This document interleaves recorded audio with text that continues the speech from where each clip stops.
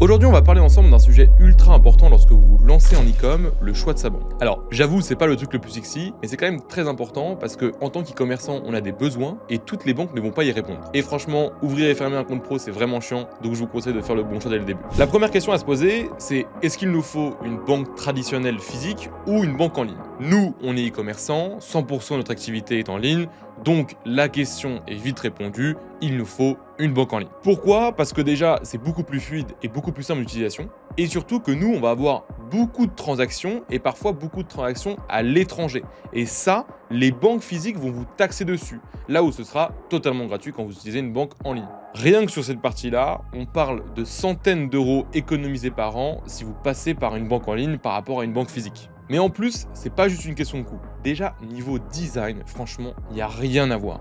Et vu que nous, on va avoir beaucoup de transactions, comme je le disais, on va passer quand même beaucoup de temps sur cette banque. Et si l'interface est dégueulasse, ce qui est 100% le cas des banques physiques, en fait, j'ai l'impression à chaque fois que je dois faire un virement que je vais hacker la banque. Vraiment, c'est pas du tout facile d'utilisation.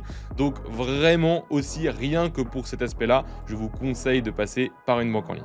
Alors des banques en ligne, j'en ai testé pas mal. J'ai testé Revolut, Wise, Payoneer, Conto, N26, Shine, et honnêtement, il y en a deux qui sortent vraiment du lot, c'est Revolut et Conto, et c'est ces deux banques dont je vais vous parler aujourd'hui. Déjà, ce qui est top avec ces deux banques-là, c'est que vous avez la possibilité de créer des cartes virtuelles. Les cartes virtuelles, c'est des cartes qui sont virtuelles, que vous ne possédez pas en physique, et avec lesquelles vous pouvez dépenser soit en physique avec Apple Pay, soit directement sur Internet. Et ces cartes-là, vous pouvez les activer et désactiver à tout moment sans aucun frais. Donc c'est super pratique lorsque par exemple vous prenez des abonnements, vous pouvez mettre une carte virtuelle, vous la frisez ou vous la coupez juste après, comme ça si vous oubliez l'abonnement, vous êtes sûr que vous n'allez pas être reprélevé derrière. Par contre, petit bémol chez Revolut, il arrive que sur certaines plateformes, notamment par exemple sur Facebook et sur Google Ads, ils aiment pas trop en fait les cartes virtuelles de Revolut, là où celles de Conto, elles sont 100% du temps acceptées. Et ces cartes, c'est aussi un gros avantage parce que lorsque vous avez atteint le plafond de l'une d'entre elles, bon alors oui, les plafonds c'est 20-30 000 euros par mois, mais ça peut aller très très vite en e-commerce, et ben là, dès que vous avez atteint le plafond, simplement vous recréez une nouvelle carte et vous pouvez le faire quasiment à l'infini, c'est 100% gratuit. En tout cas, vous le payez dans l'abonnement. Vous n'avez pas à payer en plus pour ces cartes-là. Niveau fiabilité, honnêtement, les deux sont très bien. Conto apparaît quand même comme étant un peu plus sérieux que Revolut. Et c'est pour ça qu'aujourd'hui, j'ai 4 sociétés et les 4 ont un compte Revolut. En fait, Conto, c'est vraiment optimisé à 100% pour les entreprises et notamment pour les entreprises françaises et européennes où on a beaucoup de choses à faire, nous, d'un point de vue comptabilité. Et cet aspect-là, je vous en parlerai plus tard dans la vidéo. Si vous êtes auto-entrepreneur, ouvrir un compte chez Revolut ou Conto, ce sera un jeu d'enfant. Par contre, si vous voulez ouvrir une vraie société, une SASU, une SARL, ça va être compliqué avec Revolut puisque vous ne pouvez pas faire de dépôt de capital. Tandis qu'avec Conto, vous pouvez. Donc vous pouvez, dès le début, dès l'ouverture de votre société, utiliser Conto. Autre fonctionnalité très pratique que les deux banques en ligne proposent, c'est la possibilité de créer des sous-comptes. Donc c'est très pratique pour gérer votre trésorerie, si vous voulez par exemple mettre des sous de côté, ou par exemple moi ce que je fais c'est que dès que je reçois un virement, je mets du coup 20% de côté pour payer ma TVA, comme ça il n'y a pas de mauvaise surprise à la fin du mois. Sur la partie comptabilité, comme je le disais, les banques en ligne c'est aussi un gros avantage. Pourquoi? Parce que sur chaque transaction, vous allez pouvoir attacher directement une facture à la transaction. Et votre comptable, il va avoir un accès du coup à votre compte bancaire et il va pouvoir exporter pour faire le bilan et pour faire la comptabilité tous les reçus que vous lui aurez mis à disposition.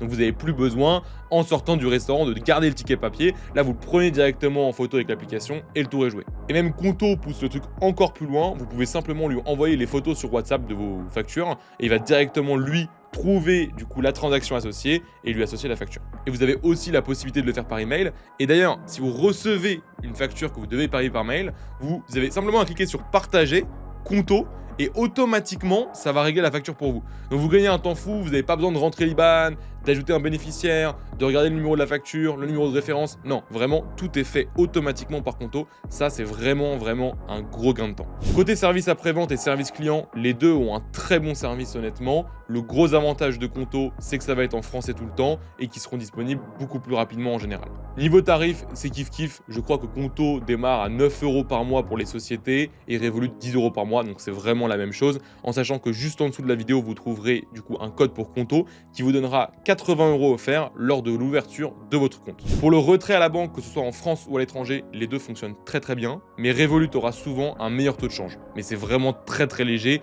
on parle de quelques centimes sur des retraits. Si vous voulez encaisser des chèques, bon, quand on fait de l'e-commerce, c'est quand même très rare, mais sachez que c'est pas possible avec Revolut de les encaisser. Par contre, avec Conto, c'est possible, ils ont des banques partenaires, je crois que c'est la BNP, et vous pouvez déposer vos chèques à la BNP et ils arriveront directement sur votre compte Conto. Et vous avez même une fonctionnalité sur Conto qui est récente et qui est vraiment très pratique, c'est que justement, moi j'ai un compte dans une banque physique parce que pour divers investissements, du coup j'ai été obligé de créer des comptes dans des banques physiques.